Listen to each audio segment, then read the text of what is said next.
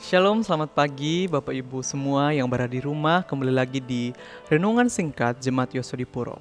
Dan pagi hari ini saya akan memberikan suatu berkat Tuhan melalui bacaan firman Tuhan melalui renungan pagi kita saat ini. Tapi sebelum itu, mari kita minta Roh Kudus Tuhan supaya boleh mengerti dan bisa praktekkan dalam kehidupan kita setiap hari. Kita berdoa.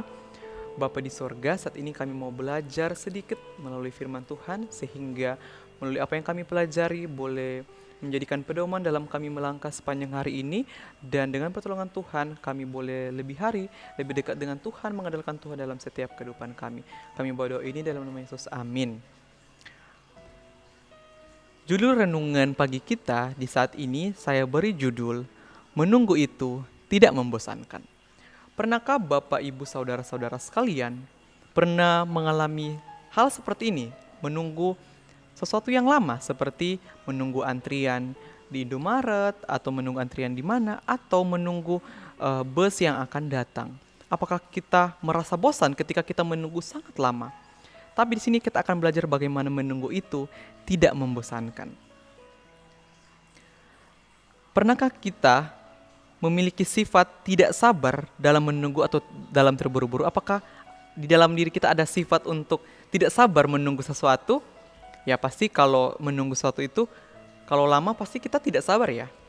Ketika kita menunggu sesuatu dalam hidup, pastinya kita penuh harapan dan memiliki keyakinan bahwa kita akan mendapatkannya.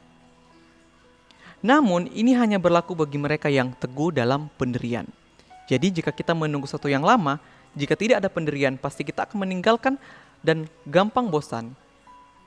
Menunggu seseorang, sabar misalnya, sabar menunggu jodoh atau menunggu memiliki buah hati atau anak, menunggu pertolongan Tuhan, dan masih banyak lagi hal-hal yang menurut kita tunggu-tunggu atau kita nanti-nantikan. Hana sebagai wanita Yahudi mendapat perlakuan buruk dan dihina karena mandul. Sesuatu yang dianggap aib bagi wanita Yahudi, ia harus rela dimadu oleh Elkana suaminya yang memiliki istri lain yaitu Penina dan punya anak-anak laki-laki dan perempuan. Apa yang bisa dilakukan oleh Hana hanyalah menunggu keajaiban, menangis dan tidak mau makan. Namun Hana memiliki keteguhan dalam iman. Ia berdoa di rumah Tuhan, meminta dan menunggu pertolongan. Hana bahkan sampai dianggap sebagai orang mabuk oleh Imam Eli karena terus-menerus berdoa qomat kamit di rumah Tuhan. Pasti kita sudah tahu ya cerita tentang Hana ini, bagaimana dia datang ke rumah Tuhan, berdoa membawa pergumulannya untuk memiliki seorang anak. Bahkan disangka sebagai orang yang gila karena qomat kamit tanpa henti-henti.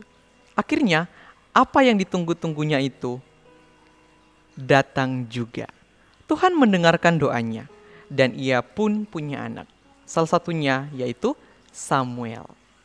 Karena Hana merasa bahwa ia ini karena campur tangan Tuhan.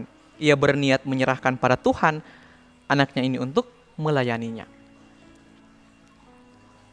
Maka aku pun menyerahkannya kepada Tuhan seumur hidup, terserahlah ia kiranya kepada Tuhan. Itu yang dikatakan firman Tuhan yang dikatakan oleh Hana. Ungkapan syukur diungkapkan oleh Hana ini, maka dia mengatakan bahwa jiwaku memuliakan Tuhan dan hatiku bergembira karena Allah juru selamatku, sebab ia telah memperhatikan kerendahan hambanya. Sesungguhnya mulai dari sekarang segala keturunan akan menyebut aku bahagia, karena yang Maha Kuasa telah melakukan perbuatan-perbuatan besar kepadaku dan namanya adalah kudus. Ayat yang saya akan bagikan saat ini, ayat terakhir untuk menutup renungan singkat kita, yaitu di dalam Mika 7 ayat 7. Mengatakan bahwa tetapi aku ini akan menunggu-nunggu Tuhan, akan mengharapkan Allah yang menyelamatkan aku, Allahku akan mendengarkan aku. Jadi dalam setiap kehidupan kita, apapun yang kita nanti-nantikan, jika kita serahkan kepada Tuhan, maka pasti apa yang kita harapkan kepada Allah akan Allah dengarkan dan pasti akan diberikan jika kita menunggu dengan setia. Pelajaran di pagi hari ini mengajarkan kita semua bahwa jangan bosan dan cepat menyerah saat menantikan pertolongan Tuhan. Sebab ia selalu memperhatikan doamu. Jika kita sungguh-sungguh menyerahkan apa yang kita nanti-nantikan, apa yang sangat kita sukai, yakinlah dan percaya suatu hari nanti Tuhan akan jawab doamu di waktu yang tepat. Tuhan memberkati kita semua.